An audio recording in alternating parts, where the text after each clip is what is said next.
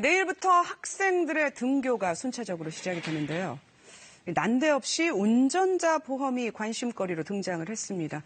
지난 3월 말 통과된 이른바 민식이법이 스쿨존 내 사고 처벌을 크게 강화하면서 스치는 사고만 내도 형사처벌을 받을 수 있다. 미리 운전자 보험을 여러 개 가입해야 한다.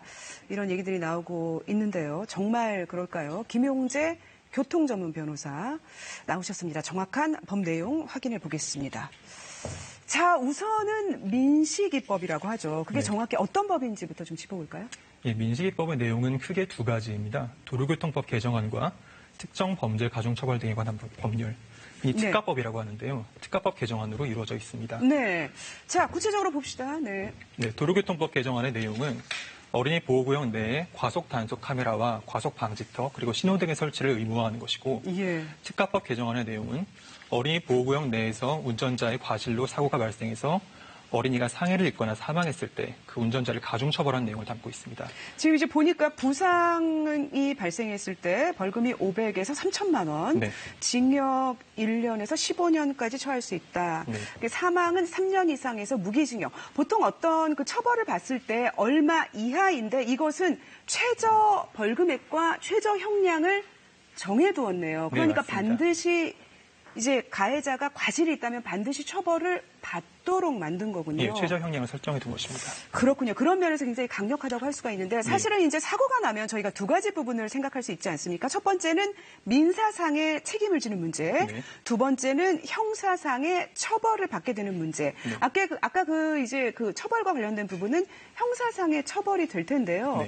근데 사실 뭐 사고가 났다고 해서 다 형사상 처벌을 받는 거는 아니겠죠? 네, 당연히 그 운전자의 과실이 없는 경우에는 처벌받지 않습니다. 이러한 그 특가법 개정안 또한 형법상의 그 업무상 과실치상죄를 기본으로 하는 것이기 때문에 과실이 있는 경우, 특히 중과실이나 어떤 업무상 과실이 있는 경우에 한해서 처벌을 받습니다. 네. 자, 말씀하셨어요. 지금 앞서 그 업무상 과실과 중과실 여부를 판단을 해야 된다.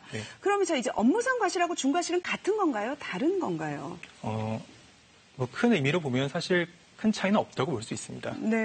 그런데 이제 법적으로 좀 보면 사실 업무상 과실은 주로 운전을 업무적으로 하시는 분들에 대한 과실이라고 하던데 그렇진 않습니까? 꼭 운전을 업으로 하는 경우뿐만 아니라 보편적으로 운전자에게는 그 기본적으로 운전할 때 다른 차나 아니면 보행자에 대해서 그런 특별히 주의해야 할 주의 의무가 부과되기 때문에 일반적인 자가 운전자도 마찬가지로 그렇군요. 그러니까 두 가지가 결국은 과실이 있느냐 없느냐 여부를 판단을 하는 건데 자, 과실이 있느냐 여부, 즉 형사처벌을 해야 할 만큼 과실이 있느냐 여부를 판단하는 기준이 있을까요? 일단은 그 민식이법 자체에서는 구체적으로 보통 규정속도, 보통은 30km죠, 시속.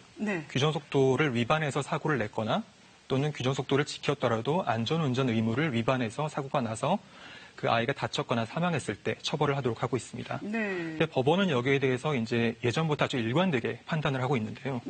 법원이 판단하는 기준은 운전자가 사고를 예상할 수 있었는지 또 운전자가 사고를 피할 수 있었는지 이걸 기준으로 판단을 합니다. 그래서 그게 이제 안전유의 의무 같은 것일까요? 예, 그렇죠. 법원이 이제 무과실에 대해서, 그러니까 그 운전자의 과실 여부에 대해서 판단하는 기준입니다. 그래서 운전자가 도저히 피할 수 없는 어떤 그 돌발적인 사고였다. 이런 점이 인정된다면 무과실로 대해서 무죄 판결을 선고를 합니다.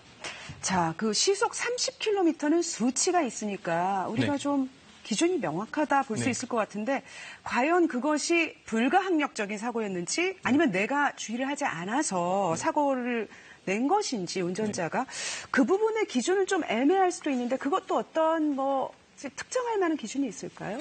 그것도 이제 방금 말씀드린 대로 법원이 판단 기준에 따라서 판단을 합니다. 최근에도 이제 비슷한 케이스가 있었습니다.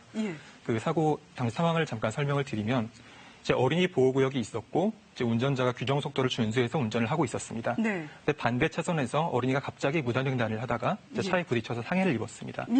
이런 경우에 법원이 이런 상황에서 아이가 무단횡단을 하리라고는 운전자로서는 전혀 예상을 할 수가 없었다. 그리고 운전자가 아이를 인지했을 당시에는 이미 시간적으로도 너무 촉박했고 거리도 너무 가까웠기 때문에 도저히 사고를 피할 수가 없었다. 따라서 네. 무과실이다. 이런 취지로 무죄 판결을 선고를 했습니다. 자, 그런데 이제 만약에 보행자가 있는 것을 보았는데도 정지를 하지 않았다면 조금 전에 나왔지만 그렇다면 과실을 피할 수 없겠죠.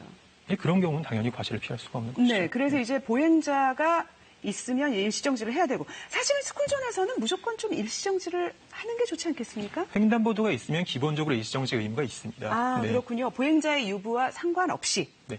그 얼마 전에 있었던 고 민식군에 대한 1심 판결 선고가 있었는데 네. 그 사건에서도 문제가 된 것이 횡단보도에서 시야 확보가 되지 않았는데도 운전자가 횡단보도 앞에서 일시정지를 하지 않은 것이 네. 결국 운전자의 과실로 판단이 된 것이었습니다. 예, 그렇군요. 이제 중요하게 생각해야 될 부분이 사고가 난다고 해서 무조건 형사처벌을 받는 것은 아니다. 네. 그렇지만 형사처벌과 관련된 기준들은 분명히 있다라는 네. 말씀이세요.